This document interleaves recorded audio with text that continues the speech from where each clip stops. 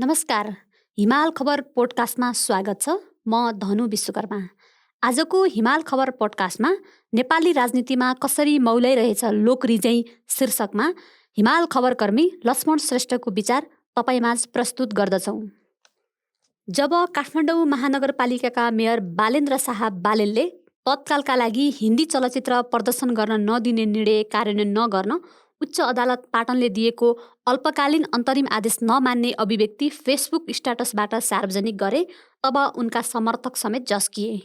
सोही दिन उनका कानुनी सल्लाहकार अधिवक्ता ओम प्रकाश अर्यालले नै कुनै सन्दर्भ उल्लेख नगरी पोलिटिकल एक्टिभिस्टको हैसियतमा आफ्नो विवेक अनुसार अभिव्यक्त गरेको भन्दै संविधान, कानुन र न्यायिक मर्यादाको पालना सबैको कर्तव्य भएको ट्विट गरेर बालेनको उक्त कदमको जवाबदेहीबाट पन्छिए। न्यायालयका कतिपय निर्णयमा व्यक्तिका गुनासा हुन सक्छन् र ती कतिपय हदसम्म जायज पनि हुन सक्छन्, तर न्यायिक प्रक्रिया नै मान्दिन भन्नु लोकतान्त्रिक प्रक्रियाको अवज्ञा गर्नु हो। संविधान र कानुनभन्दा माथि कोही हुने परिकल्पना निरङ्कुशतामा मात्र हुन्छ। बालेनको बाणी पक्कै पनि लोकतान्त्रिक पद्धतिप्रतिको ठाडो उपेक्षा थियो, तर त्यो उपेक्षा पहिलो भने होइन।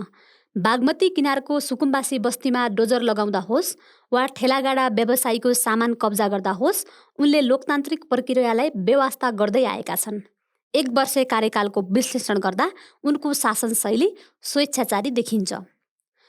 बस्तीमा डोजर चलाउन खोजेपछि प्रतिकारमा उत्रिएका थापाथली स्थित बागमती किनारका सुकुम्बासी स्वेच्छाचारीमा परीक्षण हुन सक्ने प्रवृत्ति हो।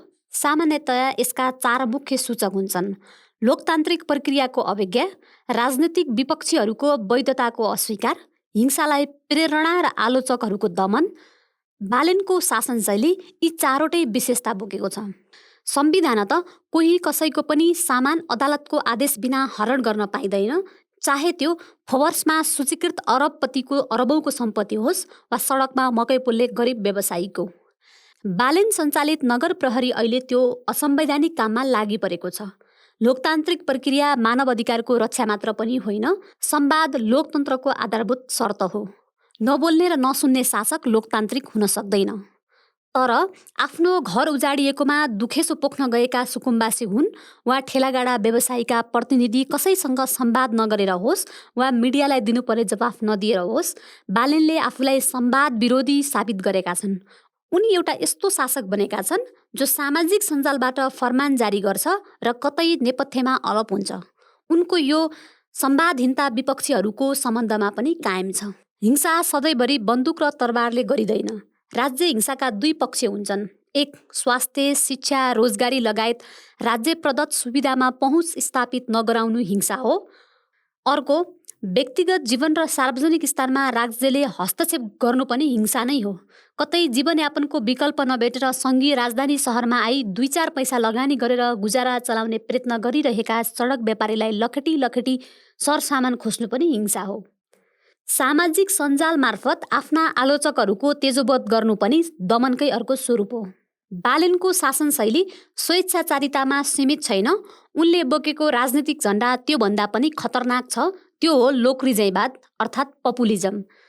करिब 8.5 लाख जनसङ्ख्या भएको र 3 लाख मतदाता भएको काठमाडौँ महानगरपालिकामा 61,767 मत ल्याएर निर्वाचित भएका बालेनले यो सङ्घीय राजधानी हो र उनी आफूलाई मत नदिएका वा आफ्ना मतदाता नै नभएका जनताका पनि मेयर हुन् भन्ने बिर्सिएका छन्। आफूलाई निर्वाचित गर्ने सीमित व्यक्ति नै असली जनता र आफू मात्रै उनीहरूको साँचो प्रतिनिधि भएको दाबी जसरी आम लोकरिजैवादी नेताले गर्छन्, बालेन पनि त्यसै गर्छन्। उनको नजरमा टुकुचा उत्खनन गर्दा प्रश्न उठाउने विज्ञ हुन् वा सुकुम्बासी जनता होइनन्। नेपाली राजनीतिमा मौलाइरहेको लोकरिजैवादका अगुवा बालेन मात्र होइनन्, रवि लामिछाने नेतृत्वको नवराजनीति पनि यसैमा पर्छ। आफ्नो नागरिकतालाई अवैध घोषणा गरेर निर्वाचित सांसद पद नै जाने गरी न्यायालयको फैसला आउँदा लामिछानेले जुन नाटकीय परिदृश्य सिर्जना गरे, त्यसले उनको लोकरिजैवादी पथको चिनारी दियो। प्रेस स्वतन्त्रता मात्रै होइन, सामान्य मानिसको अभिव्यक्ति स्वतन्त्रतामाथि उनले गरेको ठाडो प्रहार लोकरिजैवादकै अभ्यास थियो। एकातिर प्रदेश सभामा उम्मेदवारी नै नदिने र अर्कोतिर नो नट अगेनको नारा लगाउँदै निर्वाचित भएर मतादेश नहुँदै पनि गठबन्धन सरकारमा जान हतारिने प्रवृत्ति लोकरिजैवादीकै यात्रा नै हो।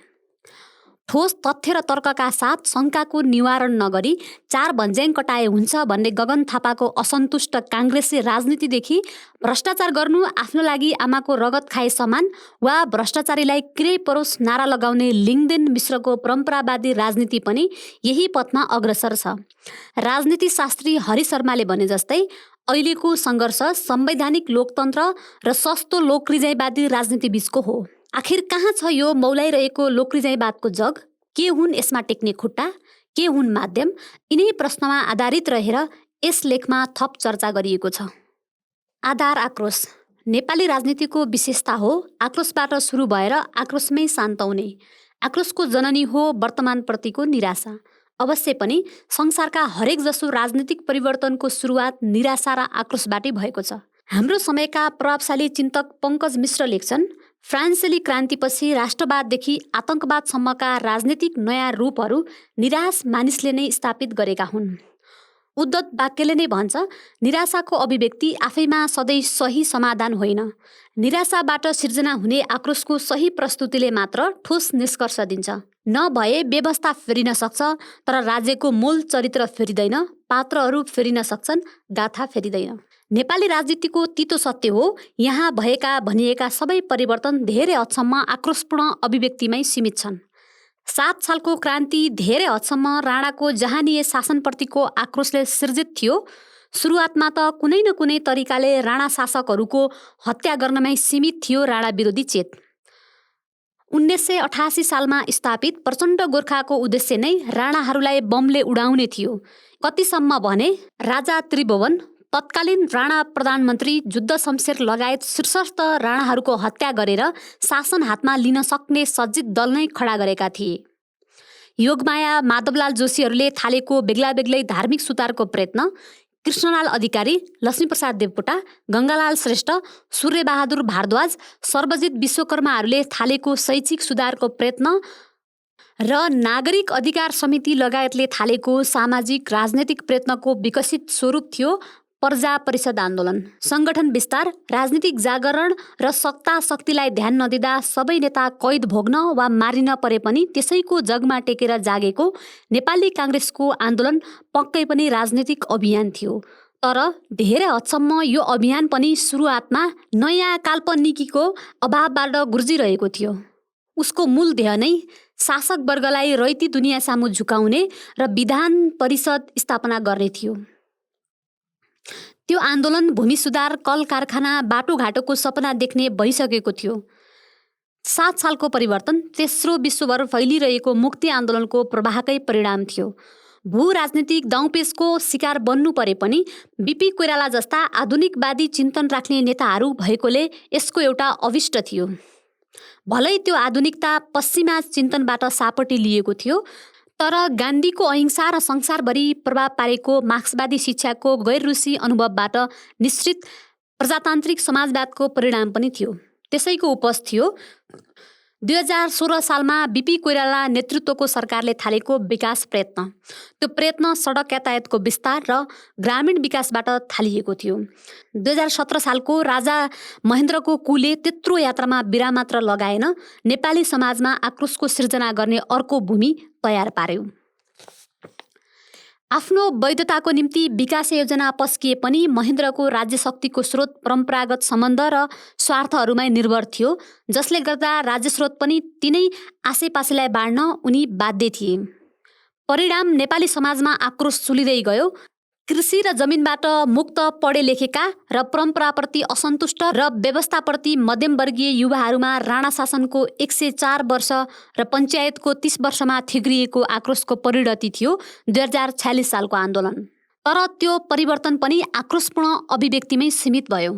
सक्रिय राजतन्त्रात्मक निर्दलीय शासनको ठाउँमा संवैधानिक राजतन्त्रात्मक बहुदलीय शासनका लागि लडिरहेका दलहरूमा नयाँ व्यवस्थाको काल्पनिकी थिएन।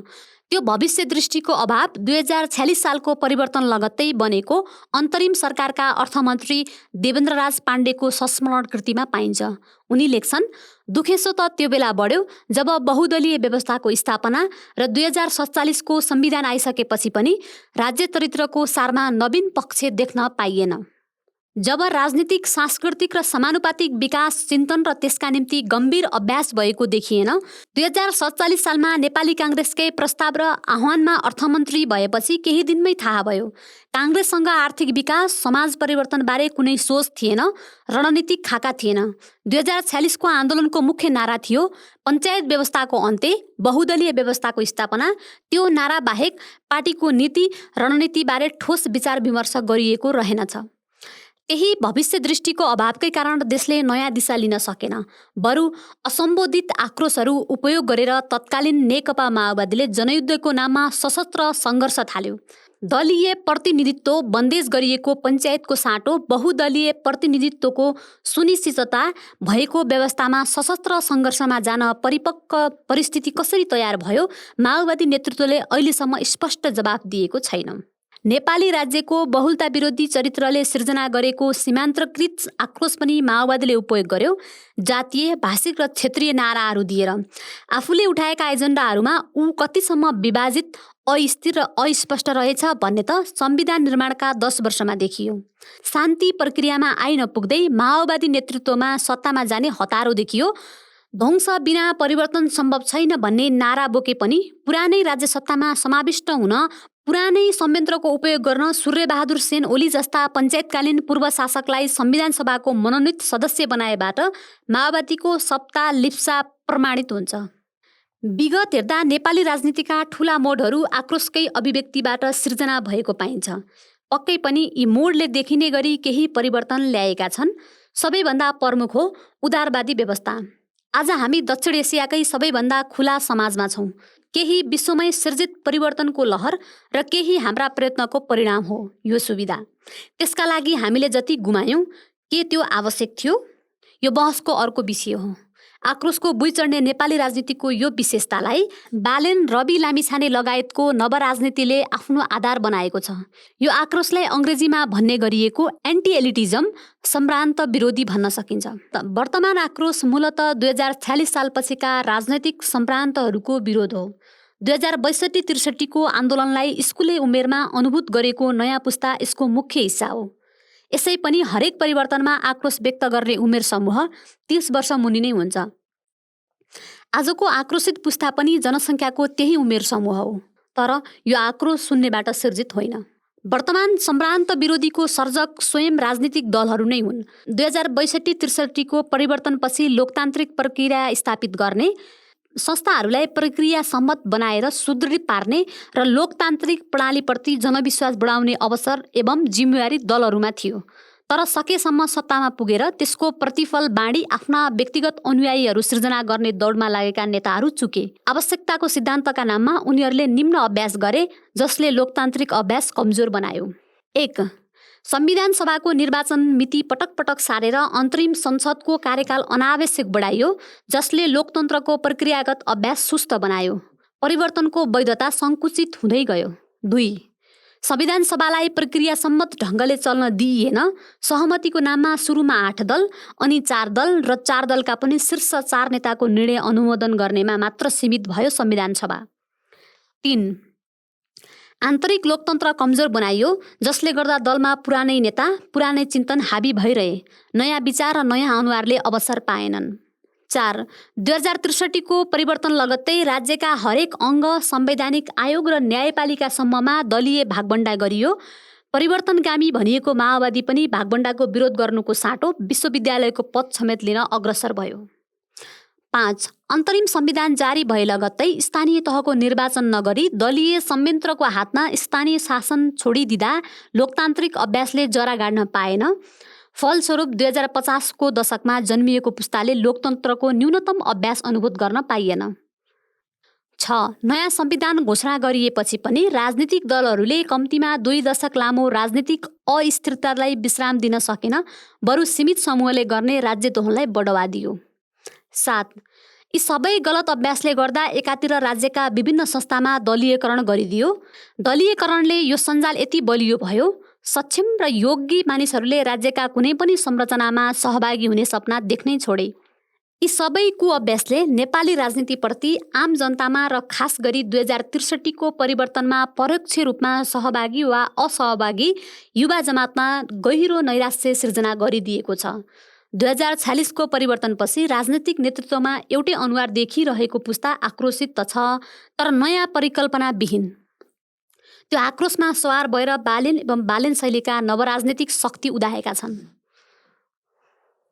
2 खुट्टा सम्भ्रान्त विरोधले सिर्जित यो आक्रोशको दिशा धेरै हदसम्म लोकरिजाइवादतर्फ फर्केको छ। पक्कै पनि ज्यान ओनरमुलरले भने जस्तै सम्भ्रान्त वर्गको आलोचना गर्ने हर कोही लोकरिजाइवादी हुँदैन। उनको विचारमा यो आवश्यक तर अपर्याप्त विशेषता हो। कोही पनि लोकरिजाइवादी सम्भ्रान्त विरोधी हुनुको साथसाथै बहुलता विरोधी पनि हुन्छ। उसले आफू मात्रै जनताको प्रतिनिधित्व गर्ने दाबी गर्छ। निष्कर्ष हो, लोकरिजाइवादी हुन सम्भ्रान्त विरोधी र बहुलता विरोधी दुवै हुनुपर्छ। तर त्यतिले मात्र लोकरिजाइवाद स्थापित हुँदैन। त्यसका लागि एजेन्डा चाहिन्छ। डोनाल्ड ट्रम्पको लोकरिजाइवादले राष्ट्रवादको एजेन्डा बोक्छ भने नरेन्द्र मोदीकोले हिन्दुत्वको। चाहे त्यो केपी शर्मा ओलीको शासनमा फडा उठाएको लोकरिजाइवाद होस् वा बालेनको वा रवि लामिछाने मर्काको राजनीति, सबैले 2वटा विशेषता बोकेका छन्: विकासको नारा र बहुलताको निषेध। यस अर्थ भन्न सकिन्छ, मौलाइरहेको नेपाली लोकरिजाइवादका 2वटा खुट्टा छन्: विकासको नारा र बहुलताको निषेध। नेपाली जनताको विकास भोक अत्यन्तै तीव्र छ, जुन स्वाभाविक हो। जीविकाका लागि लाहुरे र कुल्ली बनेर विदेशिन थाले पनि विश्वव्यापीकरणका कारण वैदेशिक कामदार बनेका नेपालीले आफ्नै जीवनकालमा आफूले पसिना पोख्ने देश र रेमिटेन्स पठाउने देशको विकास यात्रा निहाल्ने अवसर पाएका छन्। हालै एक ट्याक्सी चालकसँग एकाध घण्टा गफिँदा यो अनुभव महसुस गर्न पाइयो। सिन्धुपाल्चो घर भएका उनी 2054 सालमा ड्राइभर भिसामा दुबई गए। तेल कम्पनीका सबै खाले गाडी चलाएर 2 दशक बिताए, सरकारी कर्मचारीको शैक्षिक अवकाशको अवधिसम्म। त्यसबीचमा उनी पटक पटक नेपाल आए। भक्तपुरको कौशलटारमा घडेरी गिने, घर बनाए, छोराछोरी पढाए। यसैबीच यताको परिवर्तन भोगे, उताको परिवर्तन पनि देखे। म पहिलो पटक दुबई पुग्दा त्यहाँ पनि खान नपाएका मानिसहरू देखिन्थे। बाटो पनि राम्रो थिएन। हेर्दा हेर्दै ती मानिसले काम पाए। तेल बेचेरै धनी भयो दुबई। सहरहरू बने। 2 तला 3 तलाका फ्लाइओभरमा गाडी कुदाउन पनि अलमलमा पर्ने भयो। यता पनि त परिवर्तन भयो, तर खै के भयो भयो। उही नेताहरू तिनका आसेपासे मात्रै मोटाए। उनले लामै तिक्तता पोखेका थिए। ती ट्याक्सी चालक आम नेपाली युवाका प्रतिनिधि पात्र हुन्, जो संसारका विभिन्न कुनामा छरिएका छन्। तिनले नेपालभन्दा गरिब अविकसित भनिएका देशहरू पनि विकसित हुँदै गरेको देखेका छन्। तिनलाई फराकिलो सडक, यत्रत्यत्र फ्लाइओभर, अग्ला भवन मात्र होइन, घरबाटै काममा जान सकिने रोजगारी चाहिएको छ। त्यो विकास सपना जसले दिन्छ त्यसको पछि लाग्न उनीहरू तयार छन्। नेपाली लोकरिजाइवादको अर्को खुट्टा हो बहुलता निषेध। यो चिन्तन भने न्यून बहस र विकृत राजनीतिको परिणाम हो। हामीले यस्तो संहिताको खाका कोरेका छौँ जसले सङ्घीय मान्यताकै धज्जी उडाउँछ। सीमित अधिकार पाएको प्रदेश सरकार आफ्नो उपस्थिति देखाउन अक्षम भइरहेछ। त्यसमाथि सङ्घीय सरकारले बेलैमा बनाइदिनु पर्ने कानुन नबनाइदिँदा अकर्मण्य पनि भएको छ। यस्तै आन्तरिक लोकतन्त्र कमजोर हुँदा केन्द्रीय राजनीतिमा हुने शक्ति समीकरणका फेरबदलले प्रान्तीय सरकार नै बन्ने भत्किने भए। एकातिर विकासको तीव्र भोक, अर्कोतिर प्रदेश सरकारको कमजोर उपस्थिति। फलस्वरूप बहुलताकै निषेध गर्ने चिन्तन सुरु भएको छ। गत आम निर्वाचनमा प्रदेशसभाका लागि बालेनले गरेको मतदान अवज्ञा र प्रदेश तहमा उम्मेदवारी नदिएर रवि नेतृत्वको रासोपाले गरेको बहिष्कार त्यही बहुलता निषेधको अभिव्यक्ति थियो। बहुलता निषेधको यो अभ्यासले बोकेको झण्डा भने राष्ट्रवादको हो। फिल्ममा भन्दै नभनिएको संवादलाई लिएर उद्वेलित हुने यो राष्ट्रवाद निकै एकाङ्गी छ। दशकको सुरुवातमा विविधीकृत हुन खोजेको नेपाली विदेशी नीति अन्त्यसम्म आइपुग्दा सुधीर शर्माले विश्लेषण गरे जस्तै किन एकाङ्गी भयो भन्ने प्रश्न गर्दैन यो राष्ट्रवादले। बुद्धवाज बर्नी नेपालको नाराले उद्वेलित हुने यो राष्ट्रवाद त्यही लुम्बिनी छेउको मार्चवारमा खेतजोत्ने कृष्ण वर्णको मानिसलाई नेपाली मान्न तयार हुँदैन। लिङ्गदेन मिश्रले हाँकिरहेको परम्परावादी राजनीतिले यी दुवै विशेषता अङ्गीकार त गरेको छ नै, साथै लोकतान्त्रिक परिवर्तनप्रति असन्तुष्टहरूको आवाज पनि बनिसकेको छ। यो 2046 सालपछिको राजनीतिक सम्भ्रान्तको खेदो खन्ने तर त्यसअघिकालाई स्वीकार्ने, अन्य देशको विकास यात्रासँग तुलना गर्दै 2046 पछि आम जनजीवनमा आएको परिवर्तनलाई स्वीकार्न नचाहने तर त्यसअघिका 3 दशक स्थिर प्राय किन थिए भन्ने प्रश्न पनि सुन्न नचाहने असन्तुष्ट आवाज हो यो। रक्ततापूर्ण बेलायती क्रान्ति, फ्रान्सेली क्रान्ति र रुसी क्रान्ति पछिका वर्षहरूमा पनि परिवर्तनको प्रतिरोध भएको विश्व इतिहासको सन्दर्भमा नेपाली अनुभव अनौठो होइन। सत्य के हो भने यसले पनि समातेको प्रवृत्ति त लोकरिजयवादी नै हो। विडम्बना, माथि उल्लेख गरे जस्तै 2062-63 राजनीतिक परिवर्तन नभोगेको वा प्रत्यक्ष सहभागी नभएको वा भएर पनि त्यस्ताका राजनीतिक अभ्यासदेखि असन्तुष्ट युवा पुस्ताको एउटा हिस्साले लोकरिजयवादलाई नै समर्थन गरिरहेको छ। इतिहास बिर्सेको यो पुस्ता वर्तमानको बन्दी भएको छ। पहिलो विश्वयुद्ध र दोस्रो विश्वयुद्ध बीचका 2 दशकमा जर्मनी, इटाली र फ्रान्सका युवाहरू पनि यसै गरी वर्तमानको बन्दी भएका थिए। माध्यम असामाजिक सञ्जाल। मौलाउँदो नेपाली लोकरिजयवादको प्रसार माध्यम भने डिजिटल प्रविधि बनेको छ। यसको सबैभन्दा गतिलो माध्यम बनेको छ विश्लेषक सिकेलालले भने गरेको असामाजिक सञ्जाल। मार्शल मैक्लुहानले भनेको माध्यम नै सन्देश अर्थात् मिडियम इज द मेसेज यो डिजिटल युगमा झनै सही साबित भइरहेको छ। हामीले सूचना र सञ्चारका लागि हर बखत प्रयोग गर्ने माध्यम नै अब शक्तिशाली सन्देश बनिरहेको छ, किनभने सूचनाका वाहक बनेको कोडसँग बेग्लै प्रकारको शक्ति छ। त्यो हो संसार हेर्ने हाम्रो दृष्टिकोणलाई नै प्रभाव पार्ने क्षमता। हरेक पटक हामीले सर्च इन्जिन वा न्युज पोर्टलको एप वा सामाजिक सञ्जाल वा अन्य डिजिटल माध्यम प्रयोग गर्दा अरू कसैलाई हाम्रो दृष्टिकोण निर्धारण गर्ने छुट दिइरहेका हुन्छौँ। पत्रिकाका पाना पल्टाएर विचार पृष्ठमा छापिएका लेख पढ्नु वा पुस्तकालयका र्याक चहार्दै किताब रोज्नुभन्दा फरक छ कुनै सर्च इन्जिन वा सामाजिक सञ्जालमा प्रसारित लिङ्कबाट तिनै सामग्रीसम्म पुग्नुमा। विचार पृष्ठ पल्टाउँदा हामीले सँगै छापिएको फरक विचार पनि निहाल्ने अवसर पाउँछौँ। तर जब डिजिटल प्रविधिबाट कुनै विषयमा प्रवेश गर्छौँ त्यसपछि अरू विषय हामीसँग आउन पनि पाउँदैन। कोही कसैले युट्युबमा कुनै अमुक व्यक्तिको भिडियो हेर्छ भने त्यसले त्यही मात्र हेरिरहन पाउँछ। फेसबुकमा गरेको लाइक वा कमेन्टले उस्तै विचारमा मात्रै पुर्याइरहन्छ। संकीर्ण विश्लेषण गर्छन्। डिजिटल प्रणालीले कुन विषय सार्वजनिक महत्त्वको बन्ने वा कुन नबन्ने भन्ने निर्धारण गरिदिन्छ। हामीले आफैले र अरूलाई कसरी हेर्छौँ भन्ने दृष्टिकोण बनाइदिन्छ। यसले हाम्रो मान्यता र परम्परालाई प्रभाव पार्छ। सही वा गलत, ठिक वा बेठिक, साँचो वा झुटो भन्ने मान्यतामा समेत प्रभाव पारिदिन्छ। राजनीति शास्त्रीहरूको विचारमा डिजिटल प्रणालीले सूचनामा पकड जमाएर लोकतन्त्रलाई कमजोर बनाइदिएको छ। त्यसका लागि यो प्रणाली अफवाह फैलाउने माध्यम बनेको छ। डिजिटल प्रणाली विश्वभरि नै लोकरिजयवादको अस्त्र बनेको छ। त्यसको मूल कारण हो यी दुवैको कार्यपद्धति एउटै हो। लोकरिजयवादले नियतवश नै फरक मतहरूलाई अस्वीकार वा दमन गर्छ। डिजिटल प्रणालीको कार्यशैली पनि त्यही नै हो। परिणाम मानिस एकहोरो, तर्कहीन र विवेकहीन हुन्छ, किनभने ऊ एकपक्षीय विचार वा मान्यताको कुहिरोमा हराइसकेको हुन्छ र उसले त्यो बाहेक अर्को सत्य देख्दैन। तन्त्रका लागि ठुलो चुनौती बनेको यससँग जुझ्न भने सहज छैन।